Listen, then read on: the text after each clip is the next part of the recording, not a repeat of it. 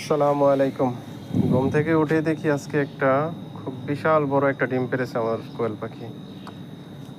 একটু ভাঙতেই দেখলাম ভেতরে কুসুম ২টা।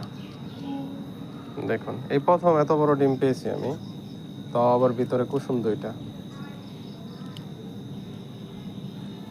দেখুন, এত বড় ডিম আমি এর আগে আর কখনো দেখিনি। দেখুন ভিতরে ২টা কুসুম, মাশাআল্লাহ।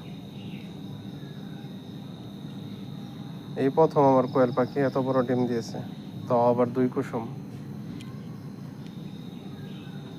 দেখুন কি বিশাল একটা ডিম।